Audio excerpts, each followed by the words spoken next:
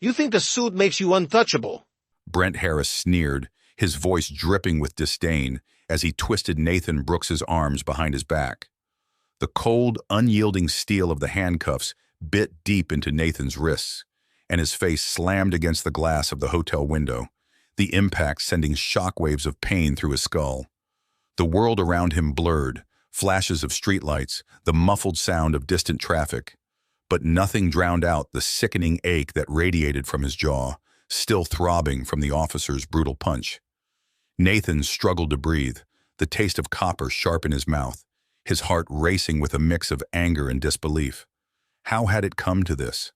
A man who had spent his life building a legacy, standing for change, reduced to nothing more than a suspect in the eyes of this power-hungry officer.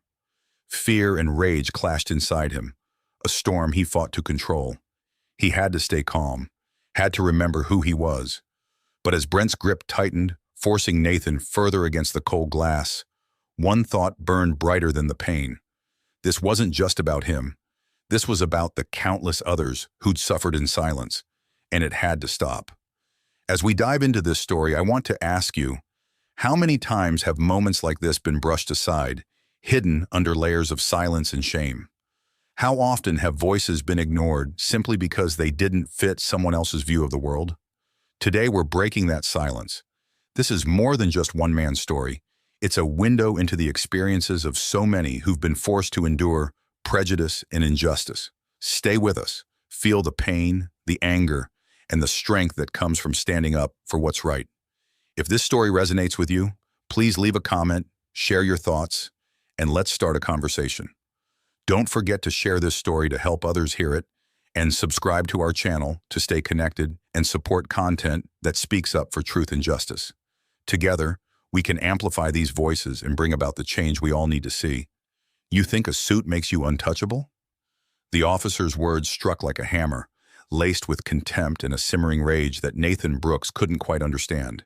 His breath quickened, his body pressing painfully against the glass of the hotel window, as Officer Brent Harris twisted his arms behind his back, locking him in place with an unyielding grip. Nathan's heart pounded, each beat pulsing with disbelief, anger, and a creeping sense of dread. The city lights blurred in his vision, a harsh contrast to the brutal reality unfolding just inches away. Moments before, Nathan had been standing quietly, checking his watch as he waited for Oliver, his assistant, who was running late once again. They were scheduled to meet a potential investor, someone with the influence to turn his community projects into reality. But now, here he was, pinned against a cold pane of glass, the officer's breath hot against his neck, his voice dripping with venom. "Just what exactly do you think you're doing here?" Brent's words came out in a low, accusing hiss, as if he had already made up his mind. Nathan felt the sharp edge of the question, a familiar, insidious accusation. He wanted to explain himself, to stand tall, but with his face crushed against the glass, the words caught in his throat. "I'm waiting," Nathan managed, keeping his voice steady. "Just waiting for my assistant." The officer's laugh was low, mocking, dismissing Nathan's answer as though it held no weight. "Waiting? Late at night, dressed like you're better than everyone else? Just standing here like you own the place?" Brent's fingers dug painfully into Nathan's arms, and the metallic chill of handcuffs pressed into his skin. "People like you always think the rules don't apply to you, don't you?" Nathan closed his eyes, trying to breathe through the escalating fury swirling inside him. It wasn't the first time he'd felt the bitter sting of these assumptions, of being treated like he didn't belong. But tonight was different. Tonight, he wasn't just any man. He was Nathan Brooks, a name known in every corner of the city, a man who had poured years of his life into making this place better, into helping his community rise above limitations imposed on them for too long. Yet in this moment, none of it mattered. "Officer, listen. I'm not doing anything wrong. I'm just waiting for my ride." His voice was calm, his tone measured, even as every muscle in his body screamed for him to fight back. But Brent wasn't listening. The officer's hand tightened around his shoulder, shoving him harder against the window. The smooth glass felt cold, unyielding against his skin. Nathan gritted his teeth, steadying himself against the bruising force. funny? Standing out here in a fancy suit, looking like you're about to cause trouble. Brent's tone dripped with sarcasm. You think anyone's gonna believe you? There was a twisted satisfaction in his words, a confidence that came from years of unchecked power, a sense that he could do anything without consequence. And in that moment, Nathan felt the last thread of restraint snapping. He twisted his head, meeting Brent's gaze with a fierceness that surprised even him. I don't need anyone's belief. I know who I am. I don't have to prove myself to you.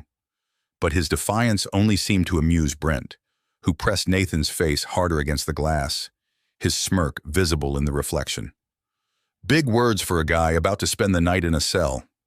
Nathan's pulse hammered with adrenaline, and a desperate anger surged within him. He could hear people in the distance, faint voices, the occasional passerby, but no one stopped. No one saw the reality of what was happening. To them, he was just another figure caught in a routine police encounter, another man under suspicion. And then, as if his body moved on instinct, Nathan shifted against Brent's grip, his voice low but steady. Before you throw me in that cell, Officer Harris, you might want to check my ID. The words hung in the air, momentarily breaking through the officer's smug confidence. Brent paused, eyes narrowing in suspicion as he reached into Nathan's pocket and pulled out his wallet. The silence was thick, oppressive. As the officer glanced down at the ID, Nathan watched him, his heart pounding in his chest. A flicker of satisfaction creeping in as Brent's expression shifted from smugness to shock, his face paling as he processed the name. You're... Brent stammered, his gaze darting from the ID back to Nathan, disbelief clouding his face. That's right, Nathan said softly, the pain in his wrists barely registering now as his voice turned steely. Nathan Brooks, and I won't forget this. Brent's hands trembled as he fumbled with the cuffs, suddenly eager to release his grip. I didn't realize, he muttered, his voice barely above a whisper, his eyes avoiding Nathan's hard stare. You didn't realize because you didn't want to, Nathan replied, straightening himself as the cuffs finally loosened. The shock was still settling in, but anger burned brighter, sharpening his focus. You didn't care who I was. All you saw was a threat, someone who didn't belong.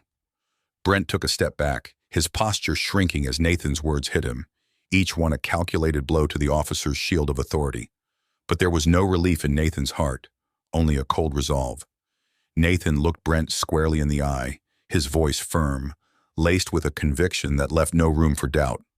This isn't over, Officer Harris, not by a long shot, and next time, it won't be so easy for you to walk away.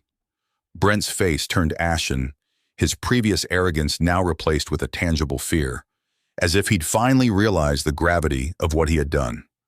Nathan held his gaze for a long moment before finally turning away, his heart pounding as he took his first steps toward reclaiming his dignity.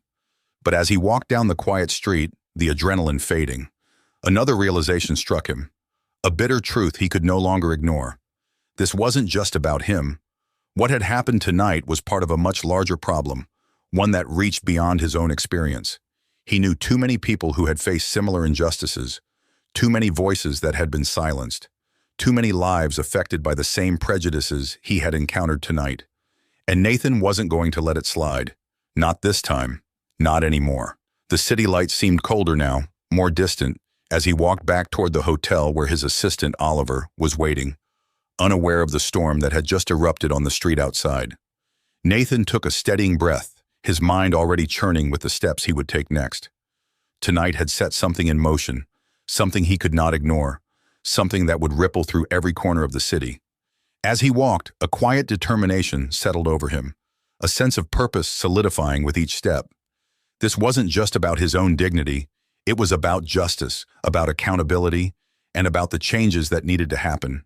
Because if he, a man of influence, could be treated this way, what about those without a voice, without a name that held weight? It was time for the city to wake up, and Nathan Brooks was going to make sure it did. Nathan Brooks sat in his office, staring out the massive floor-to-ceiling windows that overlooked the city he had worked so hard to uplift. The familiar skyline felt different tonight, almost alien. His face still bore the faint bruise from the encounter with Officer Brent Harris, a dark reminder of everything that had happened. But it wasn't the physical pain that weighed him down. It was the anger, a simmering rage that had been building up, not just from what had happened to him, but from what it represented. Nathan had been at the forefront of social reform in this city, tirelessly advocating for communities that had been overlooked and ignored. Yet in that one moment on the street, every bit of his work, his status, and his influence had been stripped away. Brent Harris hadn't seen a successful businessman, a philanthropist, or a mentor. He had only seen a man standing alone at night, a suspect, a threat. A soft knock at the door broke through his thoughts, and he turned to see Oliver Hayes, his assistant, stepping inside. Oliver's face was lined with worry as he took in the sight of Nathan's bruised jaw, his clenched fists, and the storm in his eyes. "Nate," Oliver started, his voice thick with concern. "I came as soon as I could. I'm so sorry I wasn't there. Are you all right?" Nathan forced a thin smile. "Physically, I'll be fine. But that's not really the point, is it?" Oliver shook his head, sitting down across from Nathan. "No, it's not. This shouldn't have happened. Not to you, not to anyone. That officer, he didn't care who you were. He just saw what he wanted to see." Nathan's eyes narrowed as he looked out the window again. "Exactly. And that's what's eating at me, Oliver. This wasn't just a random incident. It's a reflection of something so much bigger, something that goes beyond what happened to me. There's a culture, a pattern, and if it can happen to me, it can happen to anyone." Oliver leaned forward, a fire sparking in his gaze. "So what are we going to do about it?" Nathan's fingers drummed against his desk, his mind racing with the possibilities. He had always been a man of action, someone who didn't shy away from a fight, especially when it was for a just cause. But this was different. This wasn't just about raising money or awareness. This was about dismantling a system that was entrenched in prejudice, one that wielded unchecked power against those it was supposed to protect. "We're not going to let this slide," Nathan said, his voice steady, resolute. "We're going to shine a light on this, make sure everyone knows exactly what's going on. We'll go public, rally the community, push for change. If they think they can intimidate people into silence, they've got another thing coming." Oliver's face softened with admiration. "I'm with you, every step of the way. But this could get ugly, Nate. The police union, the city officials, they won't take this lying down. You're going to make a lot of enemies." Nathan met Oliver's gaze, his expression unwavering. "Then I'll make enemies. If that's what it takes to bring about real change, so be it." They sat in silence for a moment, the weight of the decision settling between them. Nathan knew he was about to go up against a system that had operated in the shadows for too long, a system that thrived on silence and complicity. But he also knew that he couldn't back down now, not after what he'd experienced, not after realizing just how deep this problem ran. As dawn broke over the city, casting a golden hue across the skyline, Nathan felt a new sense of purpose rising within him. This wasn't just a fight for himself, it was a fight for every person who had ever been judged, profiled, or marginalized, and he was ready to take it on, no matter the cost. Nathan called Oliver into his office later that morning, determination etched into every line of his face. "We need to make a statement. Today. I want people to hear this story and understand that it's not just about me. It's about a systemic problem that affects so many in our city." Oliver nodded, already reaching for his phone. "We'll arrange a press conference. I'll call in some of our allies from the community and the press. We'll make sure it gets the coverage it deserves." The next few hours were a whirlwind of phone calls, emails, and preparation. Oliver reached out to local news stations, influential community leaders, and activists who had long advocated for police reform. The response was swift and overwhelming. People were ready to stand behind Nathan, to amplify his voice and demand accountability. By early afternoon, a crowd had gathered outside City Hall. Reporters, cameramen, and members of the community stood shoulder to shoulder, waiting for Nathan to take the podium. The air buzzed with anticipation, a sense that something significant was about to happen. When Nathan finally stepped forward, the murmur of the crowd quieted, all eyes fixed on him. He took a deep breath, glancing at Oliver, who gave him an encouraging nod. Nathan gripped the edges of the podium, his gaze sweeping over the faces in front of him. "Thank you all for being here," he began, his voice steady but filled with emotion. "Last night I experienced something that no one should ever have to endure. I was treated not as a person, but as a threat, simply because of how I looked and where I was standing. An officer, someone sworn to protect and serve, saw me not as a citizen, not as a community member, but as a danger.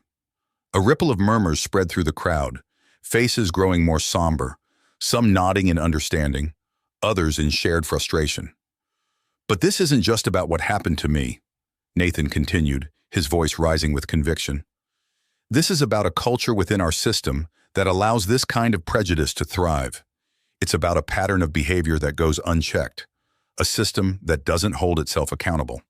He paused, letting his words sink in, the weight of the moment pressing down on everyone present. I'm here today to tell you that I will not stand by and let this continue. I will fight not just for myself, but for everyone in this community who has ever been made to feel like they don't belong, like their voice doesn't matter. A cheer rose from the crowd, small at first but gaining momentum, voices joining together in solidarity. Nathan felt a surge of hope, a powerful reminder that he wasn't alone in this fight. Together, he continued, raising his voice over the applause, we can bring about change. We can demand accountability. We can ensure that justice isn't just a word, but a reality for everyone in our city. This is just the beginning. As he stepped away from the podium, the crowd erupted in applause, a roar of support that echoed through the streets. Nathan felt a sense of relief, mixed with a fierce determination. This was more than a moment. It was the start of a movement. But as he looked over the crowd, he couldn't ignore the flicker of concern in Oliver's eyes. They both knew that the fight ahead would be anything but easy. There would be backlash, resistance from those who benefited from the status quo. But for now, surrounded by people who shared his vision for a better future, Nathan felt ready to take on whatever challenges lay ahead. As the days passed, the aftermath of Nathan Brooks's powerful speech began to ripple through the city, growing louder with each headline and social media post. People shared clips of his words, others wrote impassioned comments, and some came forward with stories of their own. Stories of mistreatment, of assumptions, of moments when they too had been judged for reasons that had nothing to do with their character. It was as if a dam had broken, the flood of pent-up frustration and unspoken pain finally spilling out. For Nathan, every new story was both validation and heartbreak. He saw the truth he had long known mirrored in these voices, voices that had been silenced, buried beneath layers of fear and resignation. Now, those voices were being heard. But even as the city buzzed with calls for reform, Nathan knew he was still up against a powerful, entrenched system that would not go down without a fight. On the morning after the press conference, Nathan sat in his office, scrolling through the countless messages pouring into his inbox.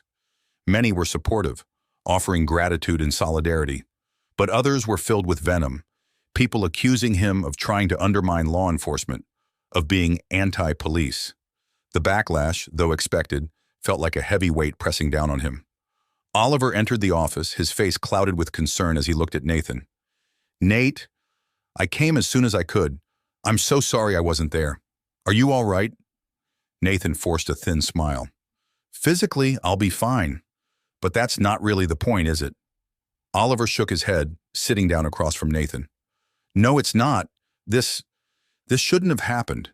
Not to you, not to anyone. That officer, he didn't care who you were. He just saw what he wanted to see." Nathan's eyes narrowed as he looked out the window again. "Exactly. And that's what's eating at me, Oliver. This wasn't just a random incident. It's a reflection of something so much bigger, something that goes beyond what happened to me.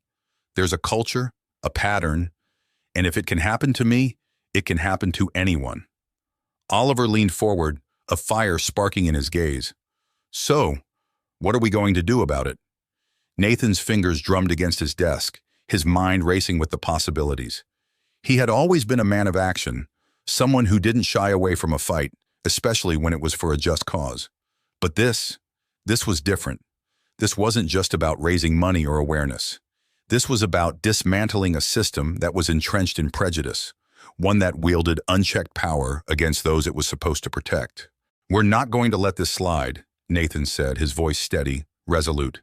"We're going to shine a light on this, make sure everyone knows exactly what's going on. We'll go public, rally the community, push for change. If they think they can intimidate people into silence, they've got another thing coming. Oliver's face softened with admiration. I'm with you, every step of the way. But this could get ugly, Nate. The police union, the city officials, they won't take this lying down. You're going to make a lot of enemies. Nathan met Oliver's gaze, his expression unwavering. Then I'll make enemies. If that's what it takes to bring about real change, so be it. They sat in silence for a moment, the weight of the decision settling between them. Nathan knew he was about to go up against a system that had operated in the shadows for too long, a system that thrived on silence and complicity. But he also knew that he couldn't back down now, not after what he'd experienced, not after realizing just how deep this problem ran. As dawn broke over the city, casting a golden hue across the skyline, Nathan felt a new sense of purpose rising within him. This wasn't just a fight for himself. It was a fight for every person who had ever been judged, profiled, or marginalized. And he was ready to take it on, no matter the cost. Later that day, Nathan received a call from Emily Rivers, a local investigative journalist known for her relentless pursuit of truth. She was passionate and fearless, the kind of journalist who went to great lengths to uncover hidden injustices. Mr. Brooks, Emily's voice was firm, determined. I've been following what's happening, and I believe there's a bigger story here than just one encounter with an officer. I'd like to help bring that story to light. Nathan felt a surge of hope. Emily was well respected, known for her integrity and thoroughness. Emily, I appreciate this. I do believe there's more to uncover. Officer Harris, he isn't the first, and he certainly won't be the last unless we do something. Then let's work together, Emily replied. I'll dig deeper, investigate any past complaints against him in the department. This could be the evidence we need to push for change. They arranged to meet, and over the next few days, Emily began her investigation, combing through records, interviewing people who had crossed paths with Officer Brent Harris. What she found was alarming. Dozens of complaints, instances of excessive force, racial profiling, cases quietly dismissed or brushed under the rug. It was a pattern, a dark history that had been carefully hidden from the public eye. As Emily gathered evidence, she and Nathan prepared for the inevitable storm that would follow once the truth was made public. The tension was building, each piece of evidence another crack in the facade of the department's accountability. And then, finally, Emily published her findings in an article that swept across every major news outlet in the city. The headline read, "Patterns of Prejudice, a Systemic Issue Within Our Police Department." The article was detailed, shocking. It painted a chilling picture of a culture that tolerated, even encouraged, prejudice and abuse of power. She included interviews with people who had been targeted by Harris, statements from former officers who had witnessed such behavior, but were too afraid to speak up. The city was shaken to its core, the article sending waves of outrage and disbelief through every community. The reaction was immediate and intense. Protests erupted outside the police department, people demanding accountability, holding signs that read, "Justice now, and we are not threats." Nathan joined the crowd, standing shoulder to shoulder with people from all walks of life, people who had come together to demand a change. As he looked around, he felt a surge of pride mingled with a deep sadness. He had hoped for change, yes, but seeing so many people share their own pain, hearing the stories that mirrored his own, it reminded him of the weight of this fight. But he also knew that the power of the people, the unity he saw in those around him, was what would drive the movement forward. Inside the police department, however, the response was vastly different. Officer Brent Harris was placed on administrative leave, but many in the department bristled at the scrutiny, feeling under attack. Chief Sullivan, though publicly promising an investigation, made no secret of his frustration with Nathan and Emily, viewing their efforts as an attack on his force's reputation.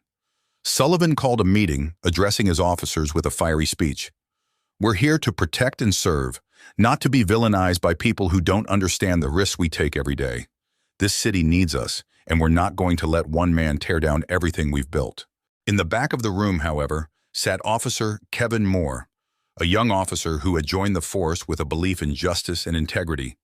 Kevin had seen things that didn't sit right with him, things that he had been too afraid to question.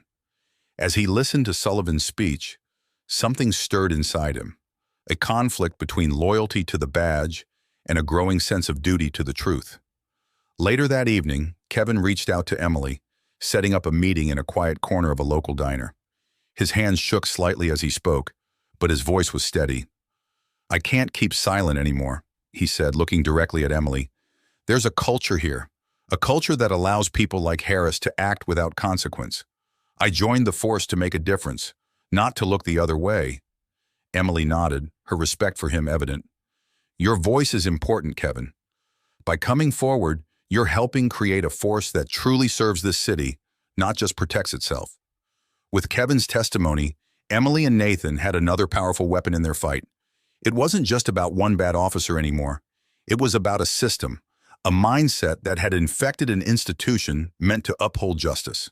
As the protests grew larger by the day and Emily's articles gained national attention, Nathan requested a meeting with city officials, including the mayor and Chief Sullivan. The tension was palpable as Nathan, Emily, and Oliver entered the grand conference room, the air thick with hostility and anticipation.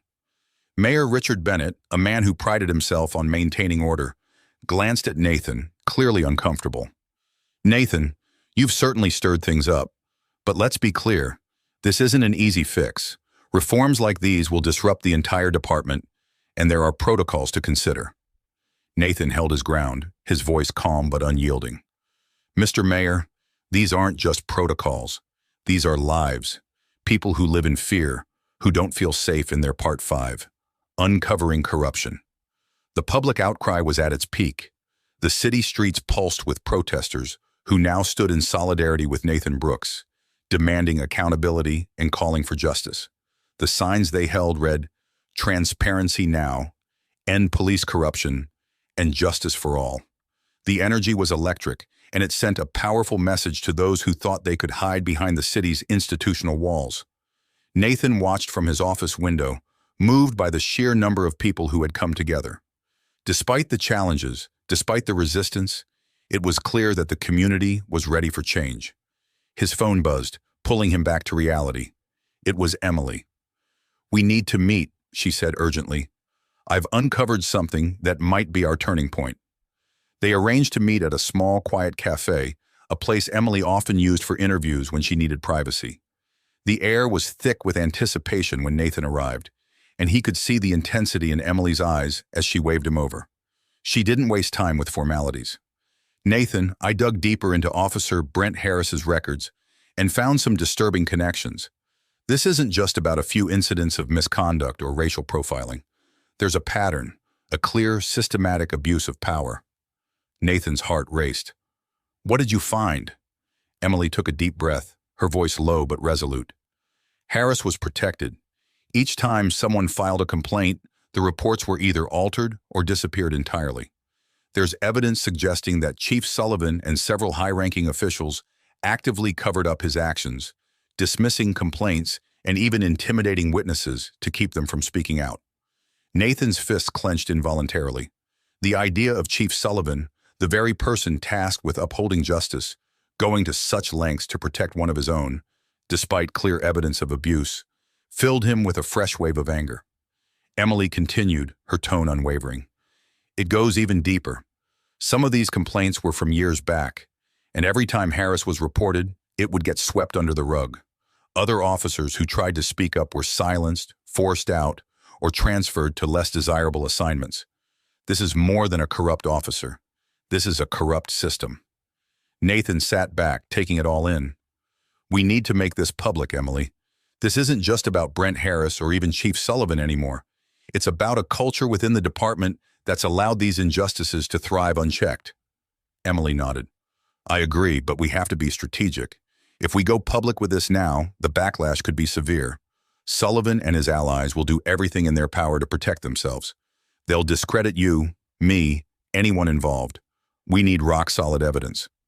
Nathan looked down, thinking, "What if we had someone on the inside? Someone who could confirm everything you found?" Emily hesitated, then leaned in closer. "There's someone who might be willing to help. Kevin Moore." Nathan's eyebrows shot up. "Officer Moore? The young cop who approached you?" "Yes, he's seen the corruption firsthand. He's expressed concerns about what he's witnessed, but he's scared. He knows what could happen if he speaks out, especially since he's still a relatively new officer. Nathan considered this. If he's willing, he could be the key to blowing this whole thing open. But we have to protect him. If Sullivan finds out— Emily nodded, her expression somber. I've already thought about that. We'll approach him carefully, let him know the stakes, and promise him anonymity as long as we can. But Nathan, this will be dangerous for him. Nathan's gaze hardened. We'll make sure he knows we're standing by him. No one should have to choose between their career and their conscience. Not in this city. The next day, Emily met with Kevin in a small, dimly lit cafe tucked away from the bustling streets. He looked tense, his eyes darting around, as if he expected Sullivan himself to appear at any moment. Emily placed a reassuring hand on his arm. Kevin, I know this isn't easy, but what you're doing here, it could change everything. Not just for Nathan or for me, but for the people of this city. They deserve to know the truth. Kevin took a shaky breath. I've seen things that don't sit right. Officers turning off their body cams, records disappearing, complaints never getting filed. And Sullivan, he always has an excuse, always a way to brush it off. It's like he believes he's untouchable. Emily listened intently, her pen moving swiftly as she took notes. Kevin, if you're willing, your testimony could help expose the corruption within the department. We'll protect you as best we can, and with Nathan's support, you'll have the community behind you. He looked down, fear warring with determination in his eyes. Finally, he nodded. All right, I'll do it. But promise me, Emily, if anything happens, if they come after me, you'll make sure the truth gets out. She placed a hand on his shoulder, her voice steady. I promise, the truth will be heard. With Kevin's testimony, Emily and Nathan began piecing together the final parts of their case. They worked tirelessly, connecting dots, tracking down old complaints, and gathering statements from other former officers who had witnessed the cover-ups. The story was more extensive than either of them had initially imagined, a web of lies, deceit, and a calculated abuse of power that stretched back years. The following week, Emily published a groundbreaking exposé detailing the systematic corruption within the police department. She highlighted the names of officials who had facilitated the cover-ups, the complaints that had mysteriously vanished, and, most damning of all, Kevin's testimony about Sullivan's direct involvement in protecting Harris and others like him. The city exploded. News outlets picked up the story, and citizens were outraged. Protests grew larger, filling the streets as people demanded action. Signs bearing slogans like "End the corruption" and "Justice for our community" were held high, and the outpouring of anger and grief was palpable. Inside City Hall, chaos reigned. Mayor Richard Bennett called an emergency meeting, inviting Nathan, Emily, and key city officials to address the growing crisis. The tension in the conference room was thick, the air heavy with the weight of everything that had come to light. Mayor Bennett looked visibly shaken as he addressed the room. This is unprecedented. The city is in turmoil, and we're on the verge of a full-scale scandal. We need to act, and we need to act now. Chief Sullivan sat stiffly, his face a mask of defiance, but Nathan could see the fear lurking in his eyes. Sullivan knew his days of unchecked power were numbered. Nathan rose to speak, his voice calm but filled with resolve. Mr. Mayor, this isn't just a scandal. This is a betrayal of trust on every level. The people of this city deserve accountability, transparency, and justice, and they deserve it now. Sullivan scoffed, crossing his arms. This is all exaggerated. I did what was necessary to protect my officers and maintain order. These accusations are baseless. Emily, seated beside Nathan, couldn't hold back any longer. Baseless? Chief Sullivan, we have documented evidence of your involvement in these cover-ups. Testimonies, records, everything is out there now. This isn't going away. The room was silent as the weight of her words settled over them. Mayor Bennett cleared his throat, looking directly at Sullivan. Chief, under the circumstances, I'm placing you on administrative leave, pending a full investigation. We can't ignore what's come to light. Sullivan's face turned ashen, his defiance crumbling as the reality of his situation sank in. He had lost. The system he'd relied on to shield him was no longer impenetrable. Outside, the sounds of chanting and protest filtered into the room, a reminder of the people who had pushed this fight forward. who had refused to stay silent in the face of injustice. Nathan felt a sense of relief, but he knew the battle wasn't over. This was only the beginning of the changes the city needed. As the meeting ended, Nathan and Emily walked outside, standing together as they looked out over the sea of protesters.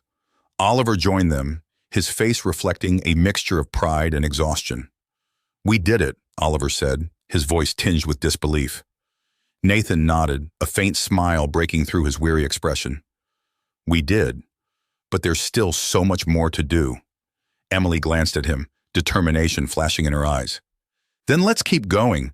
This city deserves leaders who are accountable, who truly serve the people. We're not stopping here." Nathan looked out over the crowd, a feeling of hope rising within him. For the first time in a long time, he felt like real change was possible, that this fight would lead to something greater. The voices that had been ignored for too long were finally being heard, and together they had the power to reshape their city. As the crowd's chants filled the air, Nathan knew that the journey ahead would be challenging, but he was ready. With Emily, Oliver, and the community by his side, he was prepared to face whatever came next. This was the beginning of a new chapter, one built on justice, unity, and a relentless pursuit of truth. The energy in the city was different now. The people had spoken, and for the first time, their voices weren't being silenced.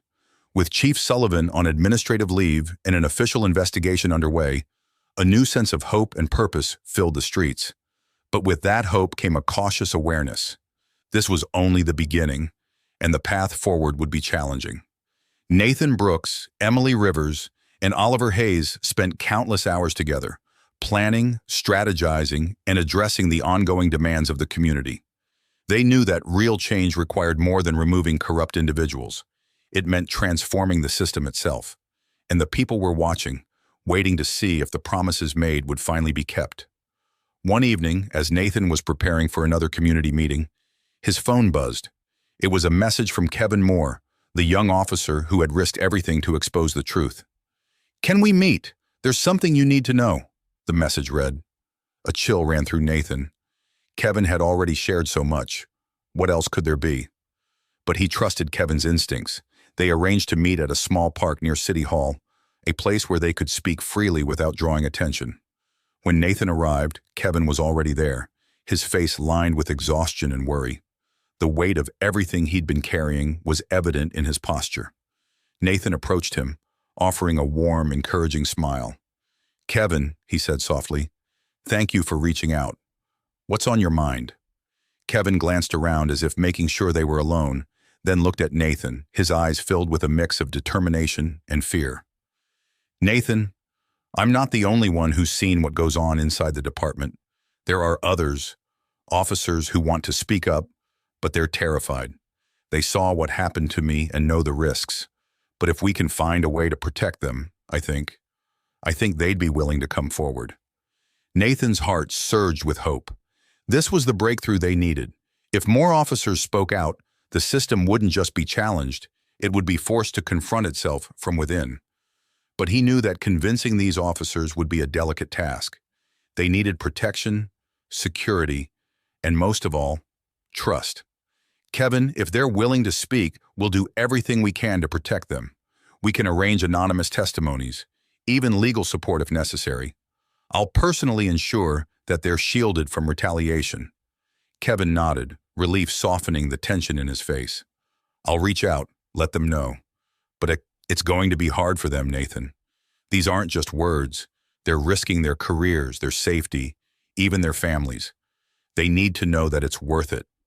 Nathan placed a reassuring hand on Kevin's shoulder.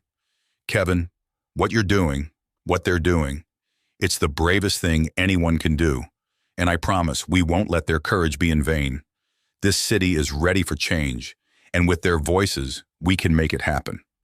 Over the following days, Nathan, Emily, and Oliver worked tirelessly to create a safe space for the officers who wanted to testify. They coordinated with trusted legal advocates, arranged secure communication channels, and set up a network of community supporters who were ready to provide protection if needed. The plan was delicate, and any misstep could put these brave officers at risk. But with each new testimony that came in, the case against Sullivan's department grew stronger. Emily was relentless in her pursuit of the truth. interviewing officers who shared stories of corruption, abuse, and a code of silence enforced by fear. Some described watching Chief Sullivan turn a blind eye to misconduct, allowing officers like Brent Harris to continue their behavior without consequence. Others spoke of threats, transfers, or even suspensions when they dared to challenge the system. The stories were heart-wrenching. One officer, who had been with the department for over 20 years, described a moment he would never forget, a time when he saw a fellow officer use excessive force on a young man during a routine traffic stop. He had reported it, hoping for accountability, but instead he found himself transferred to a less desirable position, his credibility questioned, his loyalty doubted. Emily listened to each story, her heart breaking but her resolve strengthening. These testimonies painted a grim picture of a department that had lost its way, where fear and intimidation had become tools to maintain order. But now, with these voices finally being heard, the tide was shifting. The media quickly picked up on the wave of testimonies, and Nathan found himself at the center of a citywide movement. The people rallied around him, and even those who had been skeptical of his intentions began to see the depth of the problem. As more and more stories emerged, the public outcry reached new heights.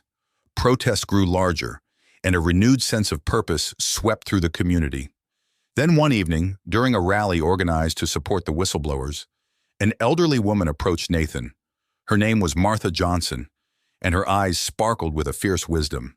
She had lived in the city her entire life, watching it change and grow, but she had also seen the darker side, the one that often went unspoken.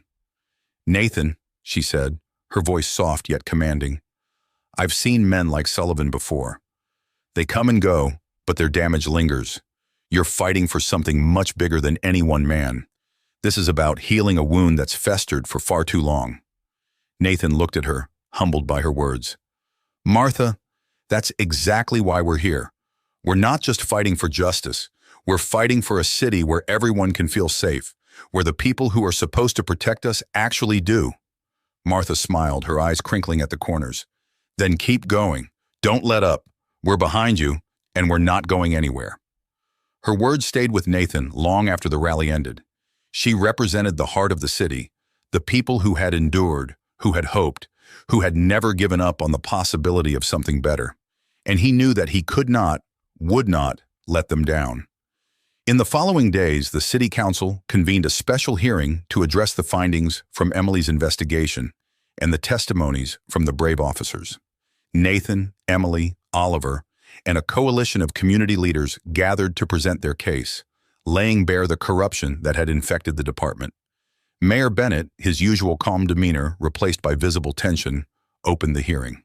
"We are here today to address serious allegations against our police department. This hearing is not just about assigning blame.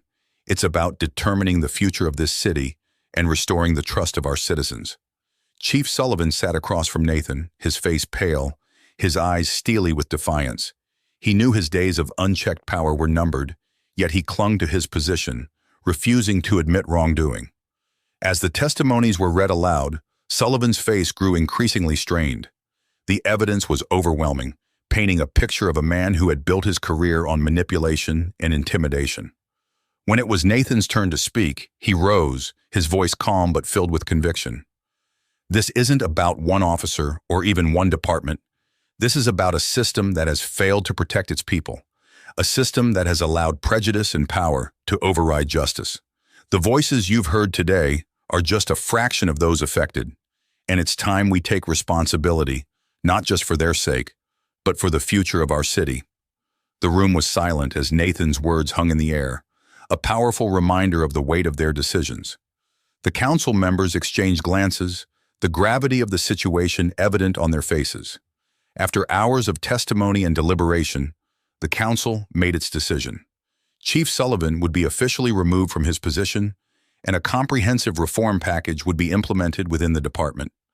This package included independent oversight, mandatory bias training, and protections for whistleblowers, changes that would ensure that the department would be held accountable in ways it never had before.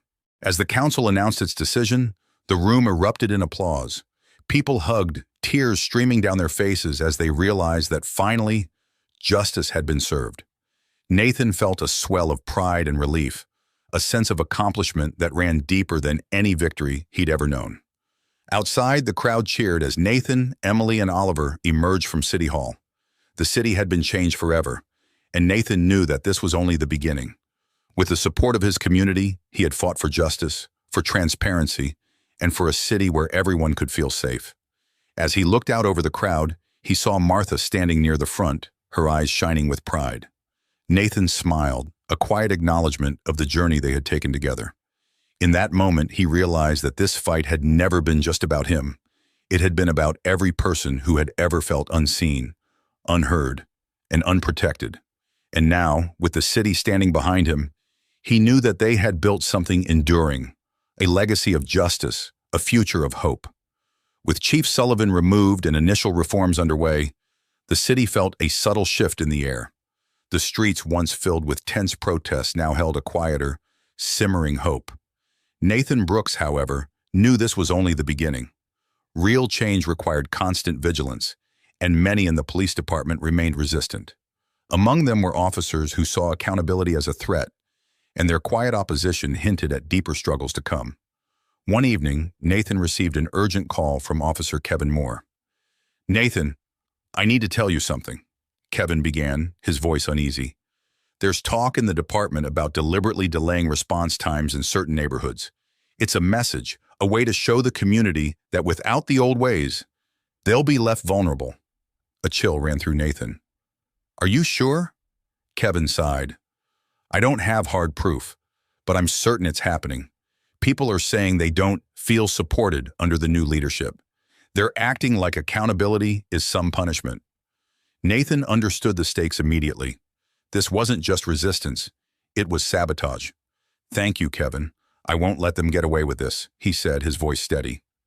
The following day, Nathan gathered with Emily and Oliver to discuss what Kevin had told him. Emily, sharp and relentless as always, suggested they bring the information to Mayor Bennett immediately, but Nathan hesitated. "We need concrete proof before we approach the mayor or the council," he said, pacing in his office. "If we act on rumors alone, it'll be easy for them to dismiss this as paranoia. But if we find evidence, we can show the city just how deep this goes." Emily nodded. "Then let's find that evidence." Together, they formulated a plan to monitor police response times in the affected neighborhoods. Oliver connected with community leaders, encouraging residents to document any delays and report suspicious patterns. People were eager to help. With the community's support, they began gathering accounts of officers arriving late, ignoring requests, and in some cases, not showing up at all. The evidence painted a bleak picture. Delays clustered in neighborhoods already familiar with neglect, areas where residents had long been treated as lesser priorities. Emily began compiling the findings into a cohesive report, interviewing residents and cross-referencing testimonies. The media soon picked up the story, fueling a new wave of public outrage. One afternoon, Emily's article went live. It was titled "Abandonment in Plain Sight: How Police Sabotage Threatens Our Most Vulnerable Communities."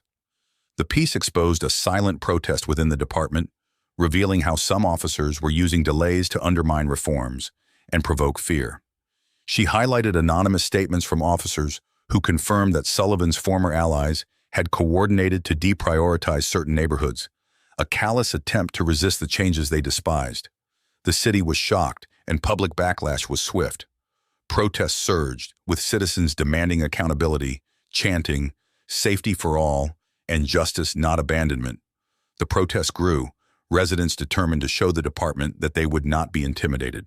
In response, Mayor Bennett called an emergency council meeting, inviting Nathan, Emily, and key city leaders to address the issue. As Nathan entered the council chambers, he felt the weight of every eye on him. The council members were tense, visibly shaken by the revelations. Mayor Bennett himself looked grim as he addressed the room. "Today, we gathered to discuss serious allegations," Bennett began. "The intentional abandonment of communities cannot and will not be tolerated. We need answers, and we need accountability." Nathan rose to speak, his voice unwavering. "This isn't just about delayed response times. It's about a legacy of neglect, a belief that some neighborhoods don't deserve the same protection as others. This mindset is why we needed reform in the first place. And now, these officers are trying to show us the dangers of accountability by holding our most vulnerable citizens hostage to their resistance. The council members exchanged solemn glances, some nodding in agreement. They understood the gravity of what Nathan was saying. For too long, the department's biases had been allowed to thrive unchecked, with certain areas receiving less attention, protection, and respect. Mayor Bennett looked at Nathan, his tone serious. "Nathan, what would you suggest as our next step?" Nathan hesitated, choosing his words carefully. "We need oversight that's immediate and direct. I recommend forming an independent committee to monitor police response times and gather real-time feedback from the community. We need to assure citizens that their safety won't be compromised by departmental politics." Bennett nodded, visibly relieved that Nathan had a plan. "Agreed. Nathan, I'd like you to chair this committee. We need someone we can trust to hold the department accountable." Nathan accepted the role, understanding the weight of this responsibility. Over the next few weeks, he and his team worked tirelessly, establishing new protocols and meeting with community leaders. They set up regular forums where residents could report issues, and they collaborated with advocacy groups to ensure the voices of the people were heard. Slowly, they began to see change. Under the pressure of public scrutiny, officers who once resisted the reforms found themselves held accountable. Community feedback became a powerful tool, one that exposed the department's strengths and weaknesses alike. One afternoon, as Nathan walked through the city, he was approached by Martha Johnson, the elderly woman who had attended nearly every protest and rally. Her face softened with pride as she looked at him. "Nathan, you've changed this city," she said, her voice filled with gratitude. "People feel safe and they feel heard. You've given us something no one else has." Nathan felt a pang of humility as he looked at her. "Martha, this isn't my victory alone. This change, it's because of people like you, people who refuse to give up. You kept this fight alive," she smiled, squeezing his hand. "But you gave us the courage to believe, and that's something we'll never forget." As Nathan walked away, he felt a surge of pride mixed with responsibility. This journey had not been easy, filled with moments of doubt and intense opposition. But now, as he saw the community standing stronger than ever, he knew that every challenge had been worth it. They had built something lasting, a legacy of justice that future generations could look back on with pride. And as he looked out over the city he loved, he felt a renewed commitment to keep fighting for a fairer, safer world. This was only the beginning of a new chapter, one defined by the courage to stand up, the power to hold on, and the unity of a community that would not be silenced. With Chief Sullivan removed and reforms beginning to take effect, the city seemed to be heading toward a new era.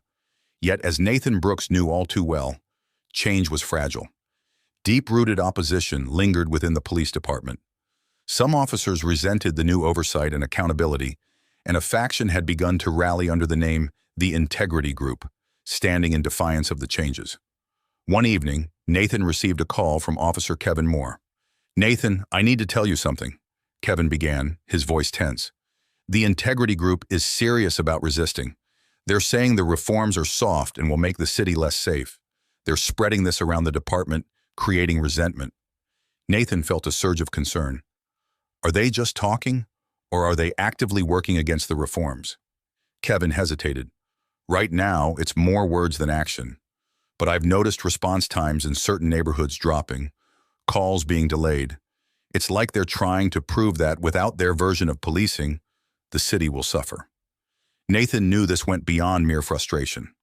The Integrity Group's actions were intended to undermine the reforms and the trust of the community. They were using fear to control the narrative, a tactic Nathan had seen before, but never expected to come from within his own city. Nathan gathered with Emily and Oliver to discuss what Kevin had shared. Emily looked troubled as she considered the situation. "If we expose them too early, they'll turn this into a rallying cry for their supporters, painting themselves as martyrs. But if we wait, they'll keep spreading these ideas, and who knows how far it'll go." Nathan nodded, pacing as he thought. "We need proof. If we can show that their actions are intentional, that they're delaying responses to make a point, we can bring this to the council and the public without it looking like an attack." They agreed to start monitoring response times in affected areas, encouraging residents to report suspicious delays. Slowly, a pattern began to emerge. In neighborhoods that had once experienced over-policing, Response times dropped noticeably. Complaints grew from citizens feeling abandoned and betrayed, worried that their safety was being compromised to serve a divisive agenda. Emily published an expose titled "A System Sabotaged: The High Cost of Police Defiance," outlining the Integrity Group's tactics and sharing stories from citizens affected by the delays. She emphasized the stories of residents who had called for help, only to wait in frustration, and she included statements from officers who witnessed the delays and feared speaking out. The story spread rapidly, sparking outrage and concern among the public.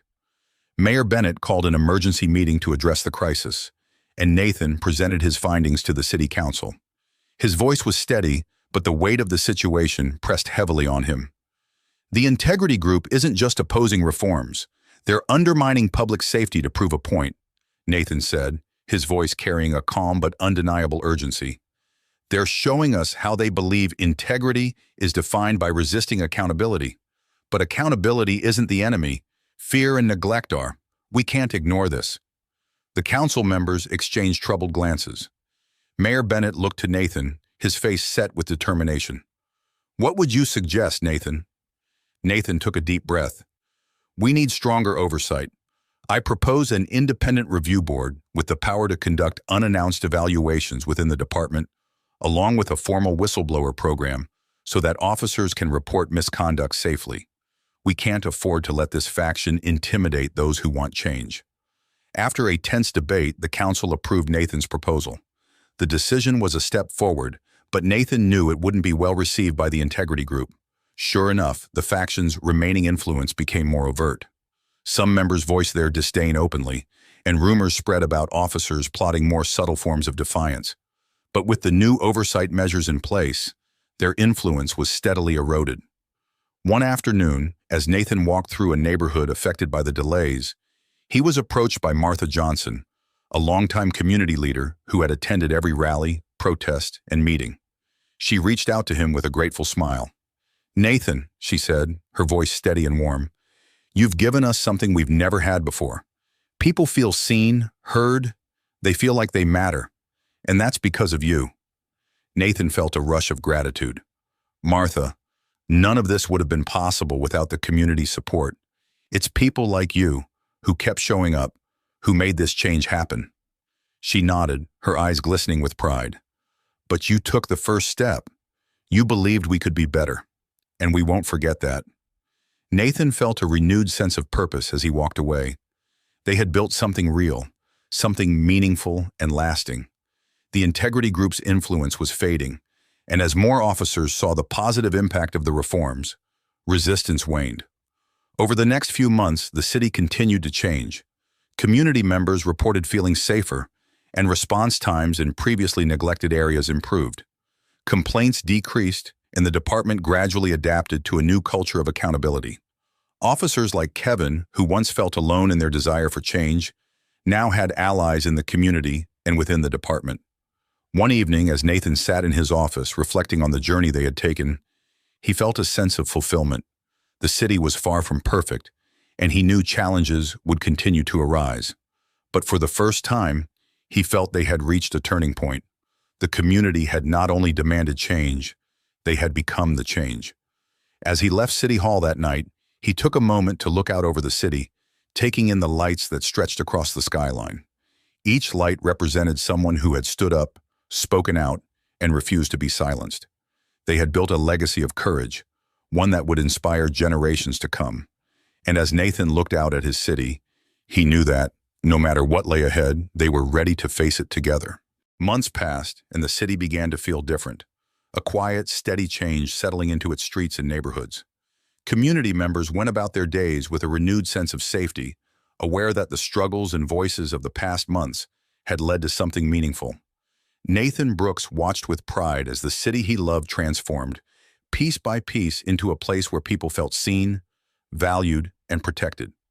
One autumn afternoon, as Nathan walked through City Hall, he noticed an elderly woman standing near the entrance, looking up at the building with a mix of awe and pride. It was Martha Johnson, the steadfast community advocate who had never missed a rally or meeting, whose strength had inspired so many. Seeing Nathan, she waved him over.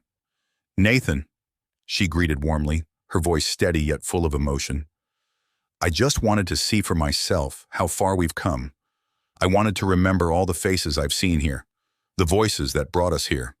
You made this possible." Nathan smiled, feeling a warmth spread through him. "We did this together, Martha. I couldn't have done it without you, or without everyone who stood up, time and again." She nodded, tears glistening in her eyes. "It was worth every moment. We've created something beautiful, a place where people can believe in justice, where they know they matter. Thank you for not giving up, even when it was hard." As he watched Martha leave, Nathan felt the weight of her words settle into his heart. It was true. This journey had been filled with trials, moments of doubt, and fierce resistance. But it was worth it. They had accomplished something rare and precious. They had restored hope. Later that day, Nathan met with Emily and Oliver in his office to reflect on the past months. Emily's investigative journalism had been instrumental in holding power accountable, and Oliver's support had kept Nathan grounded through the long, difficult nights. "We've come a long way," Emily remarked, looking out over the cityscape through Nathan's office window. "But what we've built here, this isn't just for us. It's for every person who felt overlooked, every voice that wasn't heard." Oliver nodded, his face thoughtful. "I don't think I ever realized how much change was possible until I saw it happen here, firsthand. But we can't stop now." Nathan agreed. "This isn't an endpoint. It's a foundation, something we have to keep building on. The city trusts us to protect what we've created, and we can't let them down."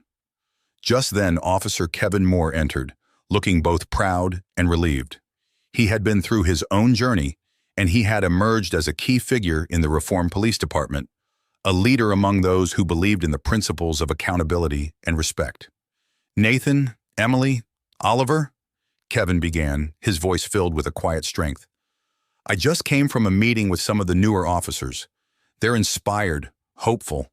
They see what we've done, and they're ready to make sure it lasts. This isn't just a job to them anymore. They know it's about serving the people." Nathan felt an overwhelming sense of gratitude as he looked at Kevin.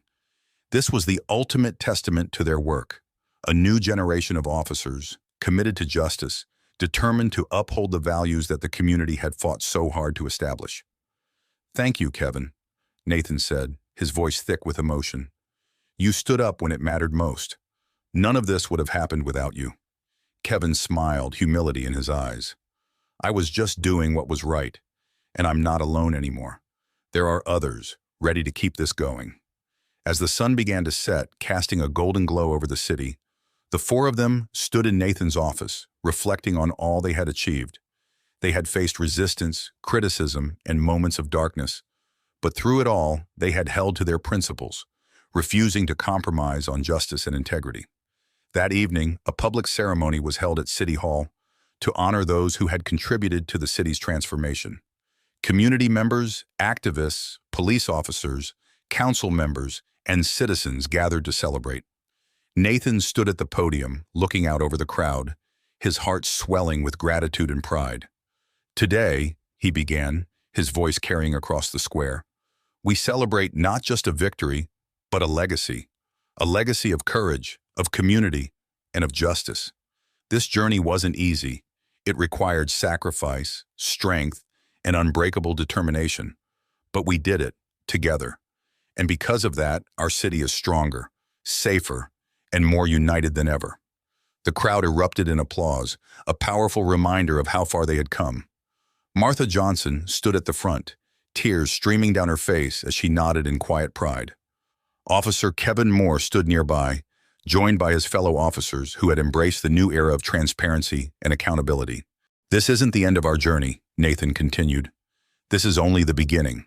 We have built a foundation, but we must remain vigilant. We must continue to stand together, to speak out, and to hold each other accountable. Because the fight for justice is never over.